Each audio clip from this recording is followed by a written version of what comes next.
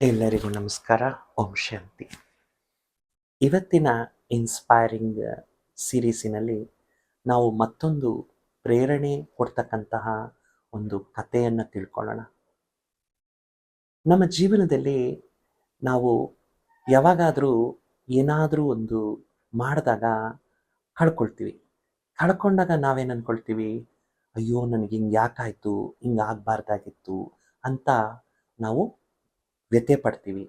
ವಾಸ್ತವಿಕವಾಗಿ ನಾವು ಏನು ಮಾಡ್ತೀವೋ ಒಮ್ಮೊಮ್ಮೆ ಅದರಲ್ಲಿ ನಮಗೆ ಕಣ್ಣಿಗೆ ಕಾಣಿಸೋ ಹಾಗೆ ಅದರಲ್ಲಿ ಫಲ ಇಲ್ಲದೆ ಇರ್ಬೋದು.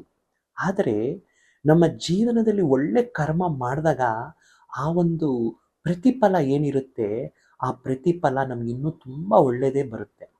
ಅದಕ್ಕೆ ಹೇಳ್ತಾರಲ್ವಾ, ತಾನೊಂದು ಬಗೆದರೆ ದೈವವೊಂದು ಬಗೆಯುವುದು ಅಂತ.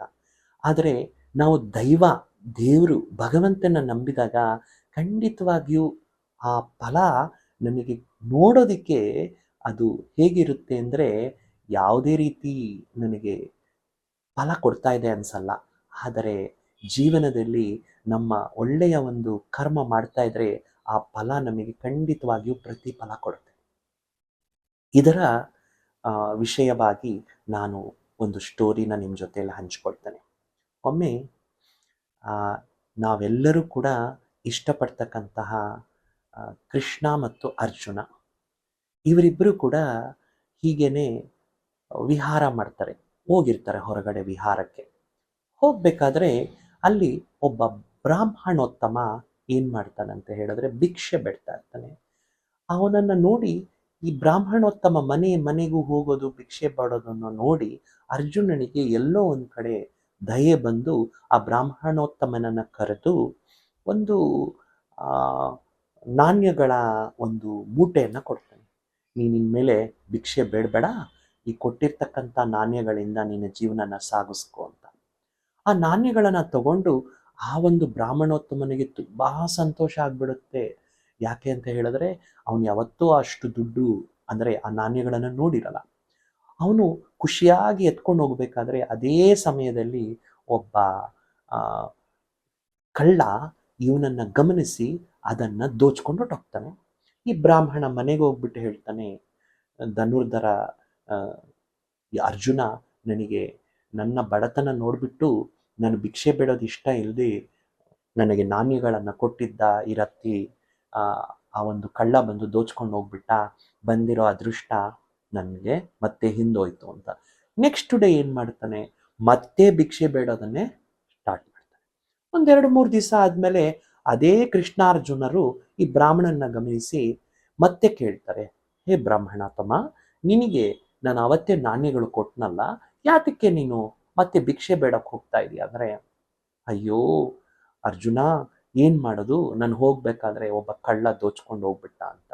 ಸರಿ ಬಿಡು, ಹೋಗಿದ್ದೋಯ್ತು, ನನ್ನ ಹತ್ರ ಒಂದು ಬೆಲೆ ಬಾಳುವಂತಹ ಮುತ್ತು ಇದೆ, ಆ ಮುತ್ತನ್ನು ನೀನು ಕೊಡ್ತೀನಿ, ಇದರಿಂದ ನೀನು ನಿನ್ನ ಜೀವನದಲ್ಲಿ ಸಂತೋಷವಾಗಿ ಇರ್ಬೋದು, ಭಿಕ್ಷೆ ಬೇಡ ಅವಶ್ಯಕತೆ ಇಲ್ಲ ಅಂತ ಹೇಳ್ತಾನೆ. ಅದನ್ನ ಅರ್ಜುನ ಆ ಬ್ರಾಹ್ಮಣನು ಕೊಟ್ಟರೆ ಅದನ್ನು ಇಟ್ಕೊಂಡು ಖುಷಿಯಾಗಿ ಮನೆಗೆ ಎತ್ಕೊಂಡು ಹೋಗ್ತಾನೆ. ಮನೆಗೆ ಹೋದಾಗ ಅವನ ಮಡದಿ ಹೆಂಡತಿ ಇರೋದಿಲ್ಲ. ಆಕೆ ನೀರು ತರೋದಿಕ್ಕೆ ಅಂತ ಹೊರಗೋಗಿರ್ತಾಳೆ. ಮನೆಯಲ್ಲಿ ಎಲ್ಲಿ ಆ ವಜ್ರನ ಇಡಬೇಕು, ಅದೊಂದು ಸೇಫ್ ಜಾಗದಲ್ಲಿ ಇಡಬೇಕು, ಅದಕ್ಕೊಂದು ಬೆಲೆ ಕೊಡಬೇಕು ಅಂತ ಮನೆಯೆಲ್ಲ ಹುಡುಕ್ತಾನೆ. ಅವನಿಗೆಲ್ಲೂ ಸೇಫ್ ಪ್ಲೇಸ್ ಅನಿಸೋದಿಲ್ಲ. ಮನೆಯಲ್ಲಿ ಒಂದು ಹಳೆಯದು ಮಡಿಕೆ ಇರುತ್ತೆ, ಆ ಮಡಿಕೆಯಲ್ಲಿ ಇಟ್ಟರೆ ಸೇಫ್ ಆಗಿರುತ್ತೆ ಅಂತ ಅವನೇನೇನು ಮಾಡ್ತಾನೆ, ಆ ಮಡಿಕೆಯಲ್ಲಿ ತಗೊಂಡು ಬಂದು ಆ ವಜ್ರನ ಅಲ್ಲಿ ಇಟ್ಬಿಟ್ಟು ಸ್ವಲ್ಪ ಆಯಾಸ ಆಗಿರುತ್ತೆ, ನಿದ್ರೆ ಮಾಡ್ತಾನೆ. ಅವನ ಹೆಂಡತಿ ನೀರು ತರಕ್ಕೆ ಹೋಗಿರ್ತಾಳೆ. ಅಲ್ಲಿ ಆಕಸ್ಮಿಕವಾಗಿ ಅವಳು ತಗೊಂಡೋಗಿರೋಂಥ ಮಡಿಕೆ ಒಡೆದೋಗುತ್ತೆ. ಇನ್ನು ನೀರು ಬೇಕೇ ಬೇಕು ಅಂದ್ಬಿಟ್ಟು ಮತ್ತೆ ಮನೆಗೆ ಬರ್ತಾಳೆ. ಆ ಹಳೆ ಮಡಿಕೆನ ತಗೊಂಡೋಗ್ತಾಳೆ. ಆ ನೀರಲ್ಲಿ ನೀರು ತಗೊಳ್ಳೋದಕ್ಕೆ ಹೋಗ್ತಾಳೆ. ಆ ನೀರನ್ನ ಎತ್ಕೊಳ್ಳೋವಾಗ ಆ ಒಂದು ಅಮೂಲ್ಯವಾದ ಮುತ್ತು ಆ ನೀರಿನಲ್ಲಿ ಹೊಟ್ಟೋಗ್ಬಿಡುತ್ತೆ.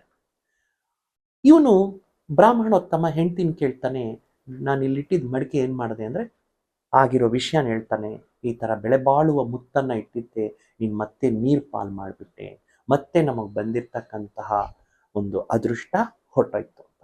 ಮತ್ತೆ ಒಂದು ವಾರ ಆದಮೇಲೆ ಇವರಿಬ್ಬರು ಗಮನಿಸ್ತಾರೆ, ಅರ್ಜುನ ಮತ್ತು ಕೃಷ್ಣ ಆ ಬ್ರಾಹ್ಮಣೋತ್ತಮ ಭಿಕ್ಷೆ ಬೇಡ್ತಿರ್ತಾನೆ.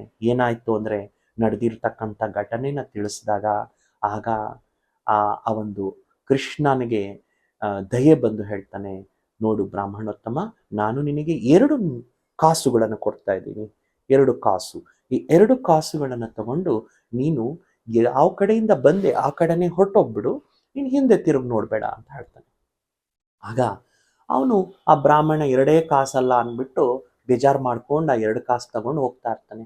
ಹೋಗ್ಬೇಕಾದ್ರೆ ಅಲ್ಲಿ ಒಬ್ಬ ಮೀನುಗಾರ ಏನು ಮಾಡ್ತಿರ್ತಾನೆ, ಒಂದು ಮೀನನ್ನ ಅವನು ತಗೊಂಡು ಅದನ್ನ ಮಾರ್ಕೆಟ್ಗೆ ಎತ್ಕೊಂಡು ಹೋಗಿ ಅದನ್ನ ವ್ಯಾಪಾರ ಮಾಡ್ಕೊಳ್ಳೋಣ ಅಂತಾನೆ. ಅಯ್ಯೋ, ನನ್ನ ಹತ್ರ ಇದ್ದ 2 ಕಾಸು, ಈ 2 ಕಾಸು ಇಟ್ಕೊಂಡು ನಾನು ಏನು ಮಾಡಲಿ? ಆ ಮೀನುಗಾರನಿಗೆ ಆ ಕಾಸು ಕೊಟ್ಬಿಟ್ಟು ಆ ಮೀನು ತಗೊಂಡು ಅದನ್ನ ನೀರಲ್ಲಿ ಬಿಟ್ಟರೆ ಆ ಮೀನಿಗಾದ್ರೂ ನಾನು ರಕ್ಷಣೆ ಮಾಡ್ದಂಥ ಪುಣ್ಯ ಬರುತ್ತಲ್ವಾ ಅಂತ ಹೇಳ್ಬಿಟ್ಟು ಏನು ಮಾಡ್ತಾನೆ, ಆ 2 ಕಾಸು ಕೊಟ್ಟು ಆ ಮೀನನ್ನು ತಗೊಂಡು ಆ ಬ್ರಾಹ್ಮಣೋತ್ತಮನ ಹತ್ರ ಒಂದು ಕಮಂಡಲ ಇರುತ್ತೆ, ಅದರಲ್ಲಿ ಹಾಕ್ಕೊಂಡು ಅವನೇನು ಮಾಡ್ತಾನೆ, ಆ ಒಂದು ಮೀನನ್ನು ನೀರಲ್ಲಿ ಬಿಡಕ್ಕೆ ಹೋಗ್ತಾನೆ. ನೀರಲ್ಲಿ ಬಿಡಕ್ಕೆ ಹೋದಾಗ ಏನಾಗುತ್ತೆ, ಅಲ್ಲಿ ಆ ಮುತ್ತು ಆ ಕಮಂಡಲದಲ್ಲಿ ಇರುತ್ತೆ.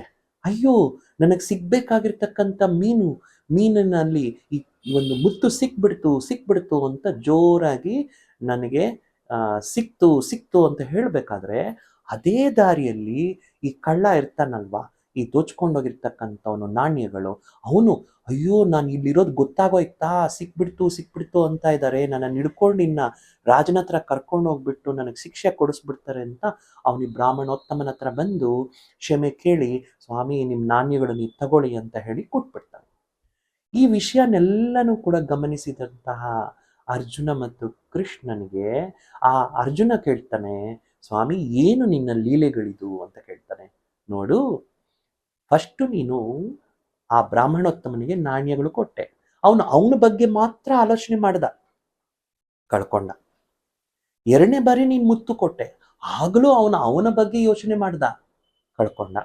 3ನೇ ಬಾರಿ ನಾನು ಕಾಸು ಕೊಟ್ಟಾಗ ಅವನ ಸ್ವಾರ್ಥದ ಬಗ್ಗೆ ಯೋಚನೆ ಮಾಡಲಿಲ್ಲ, ಇನ್ನೊಂದು ವ್ಯಕ್ತಿಯ ಬಗ್ಗೆ ಆಲೋಚನೆ ಮಾಡಿದ, ಇನ್ನೊಬ್ಬರಿಗೆ ಒಳ್ಳೇದಾಗಬೇಕು ಅಂತ ಆಲೋಚನೆ ಮಾಡಿದ, ಇನ್ನೊಬ್ಬರಿಗೆ ನಾನು ಸಹಾಯ ಆಗಬೇಕು ಅಂತ ಆಲೋಚನೆ ಮಾಡ್ದ. ಇದಕ್ಕೆ ಹೇಳೋದು ಕರ್ಮಫಲ. ನಮ್ಮ ಜೀವನದಲ್ಲಿ ನಾವು ಯಾವಾಗಾದ್ರೂ ಕೂಡ ಬೇರೆಯವರ ಬಗ್ಗೆ ಆಲೋಚನೆ ಮಾಡ್ತೀವಿ, ಬೇರೆಯವರಿಗೆ ಸಹಾಯ ಮಾಡಬೇಕು ಅಂತ ನಾವು ಆಲೋಚನೆ ಮಾಡಿದಾಗ ಆಟೋಮೆಟಿಕ್ ಆಗಿ ನಮ್ಮ ಜೀವನದಲ್ಲಿ ನಾವೇನು ಕಳ್ಕೊಂಡಿದ್ದೀವಿ ಅನ್ಕೊಳ್ತೀವಲ್ಲ, ಆ ಕಳ್ಕೊಂಡಿರೋದು ನಾವು ಅನ್ಕೊಂಡಿರೋದಕ್ಕಿಂತ ಇನ್ನೂ ಹೆಚ್ಚಾಗೆ ಬರುತ್ತೆ. ಆ ಬ್ರಾಹ್ಮಣ ಯಾವಾಗ ತಾನು ಮಾಡಿದಂತಹ ಒಂದು ಉಪಕಾರ ಏನಿದೆ, ಆ ಮೀನನ್ನು ರಕ್ಷಿಸ್ತಾ ಆ ಕರ್ಮದ ಫಲ ಅವನು ಮುತ್ತು ಅವನಿಗೆ ಸಿಕ್ತು, ಅದರ ಜೊತೆಗೆ ಅವನು ಕಳ್ಕೊಂಡಂಥ ಕಾಸು ಸಿಕ್ತು, ಅದರ ಜೊತೆಗೆ ಆ ಒಂದು ಕರ್ಮದ ಫಲವಾಗಿ ಅವನಿಗೆ ಸಂತೋಷನೂ ಸಿಕ್ತು.